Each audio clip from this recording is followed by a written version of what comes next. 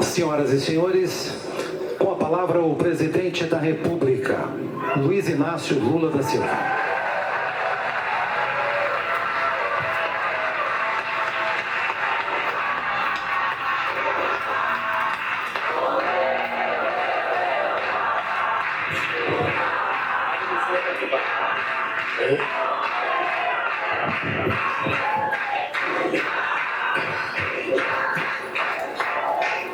Bem, queridas companheiras e queridos companheiros, minha querida companheira Janja, meu querido companheiro Camilo Santana, ministro da Educação, ministro Rui Costa, chefe da Casa Civil, Flávio Dino da Justiça, Margarete Menezes da Cultura, Wellington Dias do Desenvolvimento e Assistência Social, Família e Combate à Fome, Juscelino Filho das Comunicações, Luciana Santos da Ciência, Tecnologia e Inovação, Marina Silva do Meio Ambiente e Mudança do Clima, Ana Mose do Esporte, Celso Sabino do Turismo, Cida Gonçalves, ministra das Mulheres, Márcio Macedo, ministro da Secretaria-Geral da Presidência da República, General Marco Antônio Amaro, chefe do Gabinete de Segurança Institucional, Paulo Pimenta, da Secretaria de Comunicação Social, Jorge Messias, da Advocacia Geral da União, queridos governadores Jerônimo Rodrigo, do Estado da Bahia, Mauro Mendes, do Estado do Mato Grosso, Eumano de Freitas, do Estado do Ceará, Fátima Bezerra, do Estado do Rio Grande do Norte, Felipe Camarão, vice-governador do Estado do Maranhão, José Macedo Sobral, vice-governador do Estado de Sergipe, Celina Leão, vice-governadora do Distrito Federal, senador Randolph. O senador Rodolfo merece uma salva de palmas, porque ele casou sexta-feira à noite. Ele deveria estar em lua de mel e está aqui participando desse processo. Querido companheiro Jacques Wagner, líder do governo no Senado, companheiros, Kátia, a Kátia eu não vou saber se é o teu nome não, Kátia, sinceramente, Kátia Silva, secretária de Educação Básica, Vitor Ângelo, presidente do Conselho Nacional do Secretário, Luiz Miguel Martins Garcia, presidente da União Nacional dos Dirigentes Municipais de Educação, Yuri Norberto Silva, professor da Escola Estadual, Centro de Excelência Ateneu Sergipense de Aracaju, não reivindicou o canal do Xingol aqui. Ana Alessandrine Silva dos Santos, mãe da aluna Alice Lu Silva de Moraes, da Escola Municipal Etepizegal Valdir Garcia de Manaus. Lorena Viana, ex-aluna da Escola Estadual, Alan Pinho Tabosa, de Pentecostes, Ceará. Companheiros e queridos alunos que ganharam a medalha de ouro nas Olimpíadas, são um exemplo daquilo que a gente pode fazer por esse país. Eu vou repetir até cansar que o Brasil será do tamanho que a gente quiser e a vida do nosso povo terá a qualidade que a gente quiser.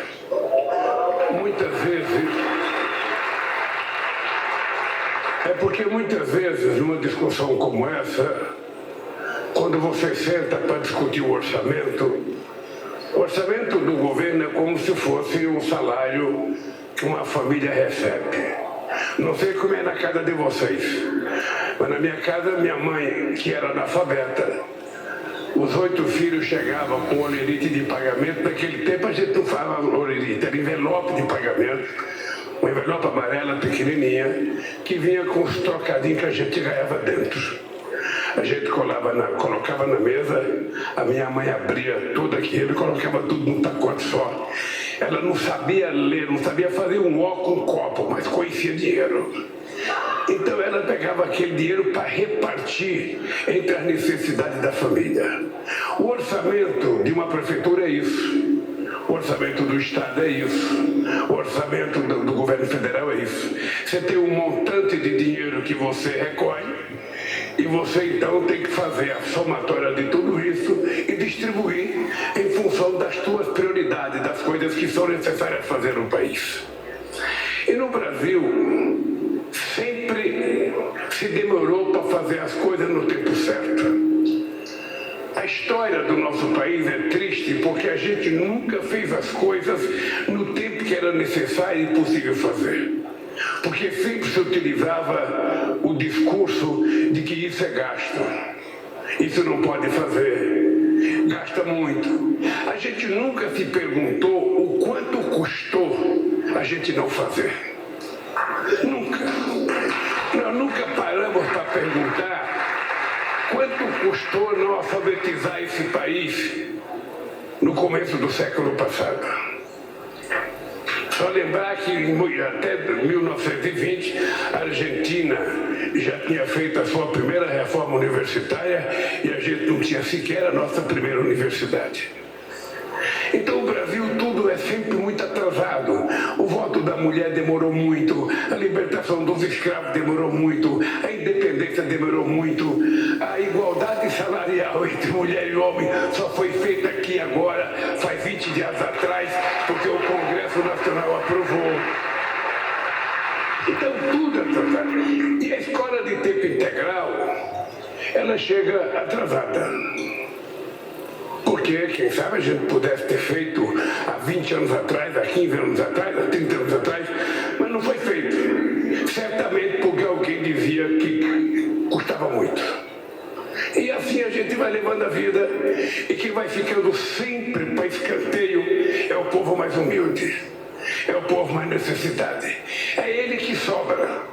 Sempre será ele que sobra enquanto a gente fizer as coisas habitualmente como se fazia nesse país. Nós precisamos mudar o jeito de fazer as coisas para que a gente faça um pouco diferente, porque senão as pessoas humildes serão sempre as últimas. Elas são os primeiros a sofrer os atos de responsabilidade daquele que o governo faz. Ela que sofre primeiro a enchente, porque mora nos piores lugares da cidade, porque mora perto de rio, porque mora perto de morro. Quando cai um barranco, é ela que morre. Ela que hoje não anda de ônibus porque não tem dinheiro para pagar o ônibus. Então tudo que é de ruim sobra para a parte mais pobre da população brasileira. Por isso que é preciso mudar. Eu comecei falando isso porque a educação, ela precisa ser enxergada por todos os prefeitos, por todos os governadores, por todos nós, como o mais importante investimento que pode ser feito numa cidade, no estado ou no país.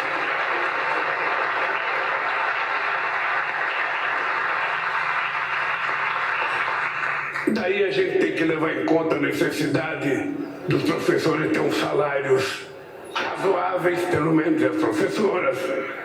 Daí a gente tem que levar em conta a mudança do feitio das escolas brasileiras, porque as escolas brasileiras em muitas cidades é quase como se fosse uma caixa, sabe, que o aluno entra lá dentro e fica preso. Não é uma escola prevista para ser uma coisa prazerosa. Por que as crianças não gostam muito de ir para a escola em muitos lugares? Porque a escola não é uma coisa atrativa. Às vezes os professores e as professoras também não são atrativos na questão de dar aula. O espaço não é atrativo. Então as crianças ficam desestimuladas. E nós precisamos então recriar essa coisa da criança ir para a escola porque ele está alegre, ele está feliz, ele vai aprender, ele vai ter contato com as coisas que diz perfeito a ele. Obviamente que é importante a gente saber que Cabral descobriu o Brasil, mas ele já descobriu, pronto. Agora a questão do clima tem que ser discutido na escola, porque senão as crianças não ajudam a educar os pais dentro de casa. As questões, tem um monte de coisa que nós temos que discutir dentro da escola, porque a criança pode mudar a cabeça do pai. O pai tem mais dificuldade de mudar a cabeça de uma criança do que a criança na cabeça do pai, se a criança for orientada para isso. Então, companheiro Camilo, eu quero te dar os parabéns. Eu já falei uma vez aqui, nesse mesmo microfone, que o Haddad foi o melhor ministro da educação que eu tive, sabe, todo o meu período. Agora, pelo que eu estou vendo, o Haddad precisa se preparar, porque porque eu acho que ele pode perder o pódio. Se você conseguir fertilizar nesse país um pouco daquilo que é uma qualidade excepcional de um estado como o Ceará. Vocês perceberam que aqui foi citado o Ceará muitas vezes. Pois é, eu não sei se é porque, sabe, as escolas de lá são melhores, os professores são melhores. O dado concreto, gente, é que 40% dos alunos que entram no ITA estudam no Ceará. É uma coisa... Quando criei as Olimpíadas da Matemática em 2005, foi por conta da experiência do Ceará.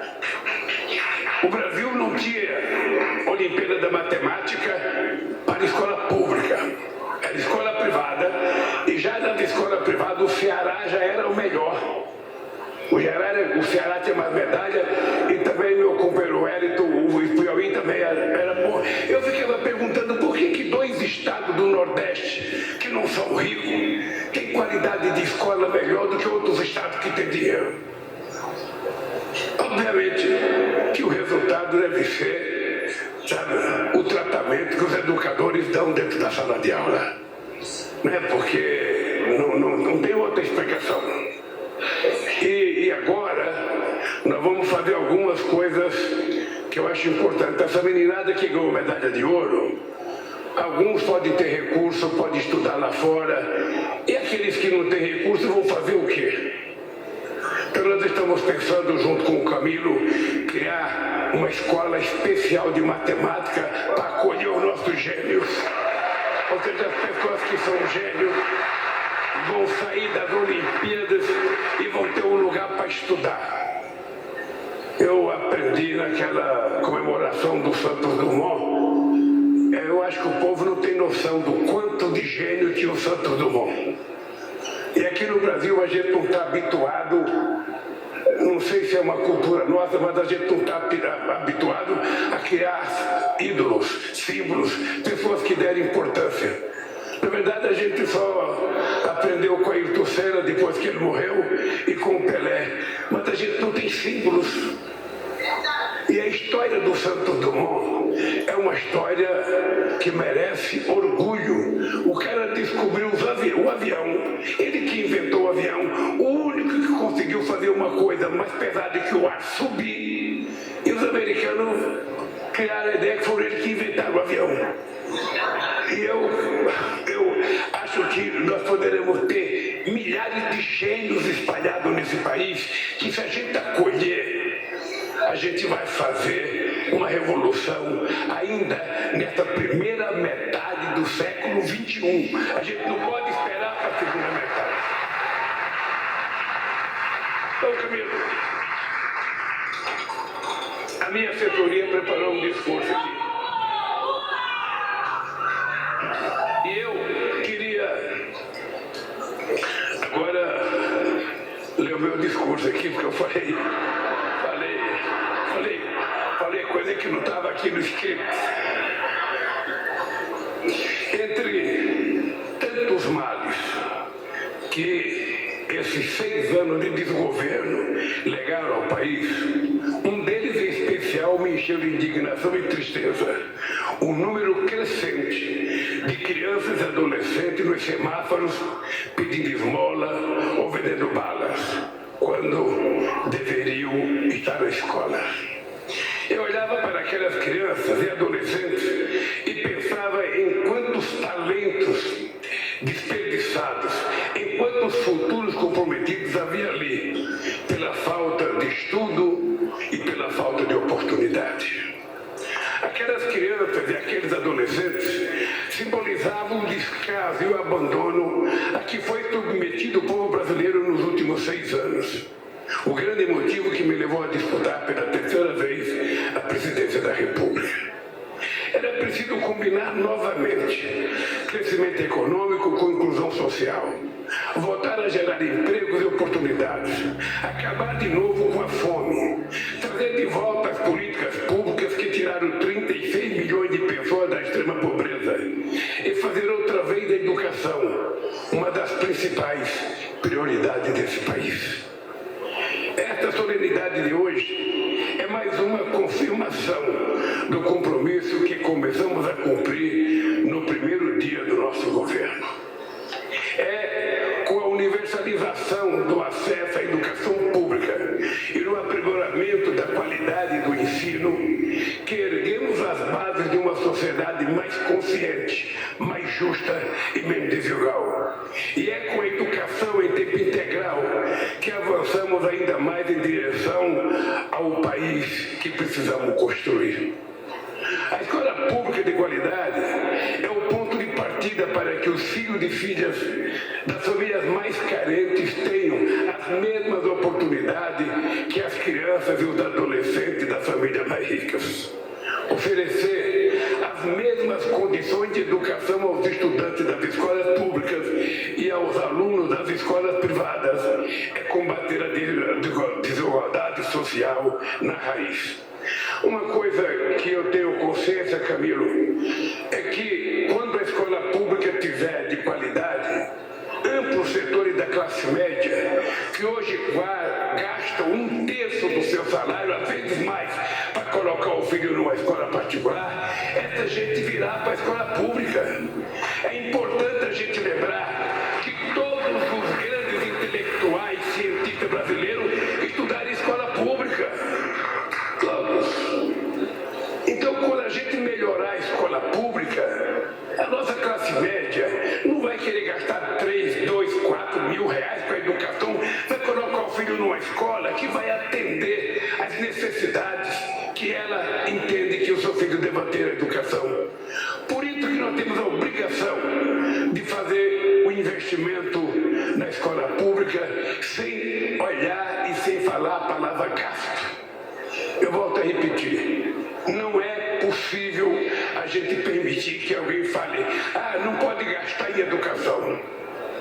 Educação é o mais importante investimento que um país pode fazer no seu povo. É pela educação que a gente mede a soberania e a qualidade de vida desse povo. Tem oportunidades iguais para todos e todas, não se pode falar em meritocracia. Não se mede o mérito de uma pessoa pela quantidade de dinheiro e privilégios que ela tem. Com oportunidades iguais e acesso à educação pública de qualidade, todos e todas saem lado a lado na linha de partida, em igualdade de condições, em direção à chegada que é o futuro. Minhas amigas e meus amigos, é importante que se diga, oferecer ensino em tempo integral não é só deixar alunos e alunas na escola o dia inteiro. É oferecer atividades complementares ao ensino formal, que melhor desenvolvam as capacidades dos estudantes. É garantir os melhores estímulos intelectuais, culturais e psicossociais. Queremos fazer das escolas um espaço onde as crianças e os adolescentes gostem de estar. As crianças precisam levantar de manhã querendo ir para a escola, com vontade de ir para a escola. E vocês sabem a diferença que faz no aprendizado de uma criança quando ela vai com vontade ou quando ela vai empurrada pela mãe, serão às vezes até puxando a orelha do neném, vamos para a escola. Queremos fazer das escolas um espaço onde as crianças e os adolescentes gostem e sintam vontade de estar. A escola deve ser um ambiente que desperte não só o apreço pelos estudos, pelo conhecimento, mas também o gosto pelos esportes, pela cultura, pelo trabalho comunitário e por tudo que uma criança pensa em fazer. É sobretudo na escola que os talentos que o país precisa começam a florescer, seja na ciência, nas artes, na política, em todas as áreas do conhecimento humano. Por isso estamos investindo para que a escola seja o ambiente mais propício possível para essas descobertas. Isso passa pela ampliação e reestruturação das escolas públicas, com a instalação de quadras poliesportivas, espaços culturais, laboratórios e demais equipamentos. Por que não pode ter numa escola pública teatro? Por que não pode ter piscina? Por que não pode ter tantas coisas que as crianças precisam utilizar? Também inclui a produção de material didático e a formação de recursos humanos para a educação em tempo integral. Professoras e professores, tão importantes nesse processo, têm que ser valorizados nas suas condições de trabalho. Ninguém pode ensinar sem se sentir plenamente recompensado pela essa missão determinante para o futuro dos jovens do país. Queridos amigos e amigas, Anísio Teixeira, um dos maiores educadores brasileiros e um dos criadores da escola pública, escreveu certa vez, abre aspas, só existirá democracia no Brasil no dia em que se montar no país a máquina que prepara as democracias. Essa máquina é a nossa querida escola pública, fecha aspas.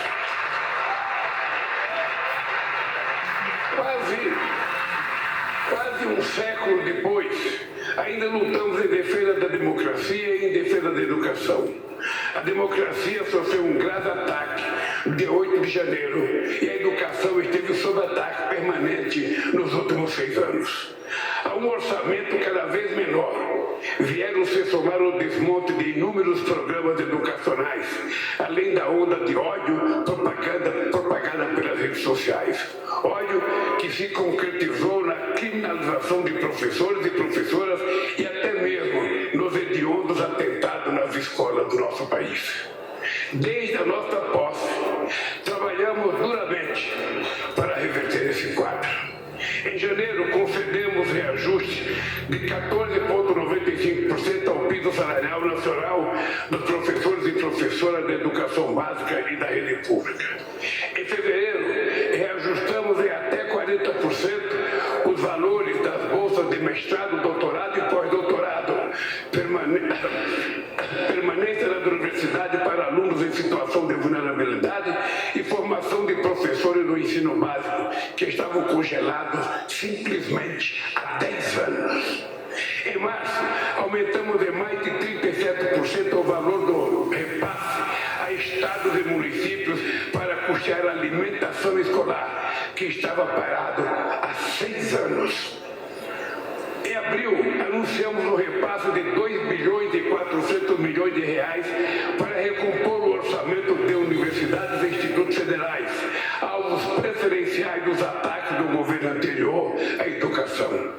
Também em abril, nos reunimos com ministros, governadores e representantes do Judiciário para anunciar a liberação de mais de 3 bilhões de reais para a estratégia de combate à violência contra a criança nas escolas públicas. Em maio, iniciamos a retomada de 3.500 obras escolares que estavam paralisadas ou inacabadas desde o golpe contra a presidenta Dilma Rousseff. E não descansaremos enquanto não consolidarmos definitivamente a educação como investimento no futuro do Brasil e do povo brasileiro. Queridas amigos e queridos amigos, estimular estados e municípios a investir no ensino em tempo integral é a reafirmação do nosso compromisso de oferecer uma educação de qualidade para todos e todas. Governo federal, governos estaduais e governos municipais, organizações da sociedade civil, parlamentares, trabalhadoras e trabalhadores, empresárias e empresários, professores e professoras, estudantes, todos e todas têm um papel extraordinário a desempenhar nesse momento decisivo para a nação brasileira. A educação é o espelho do desenvolvimento de um país. Queremos olhar nesse espelho e ver refletida uma sociedade que caminha para a construção de um país mais desenvolvido e mais solidário, com uma educação pública de qualidade e livre de todas as formas de desigualdade. Muito obrigado.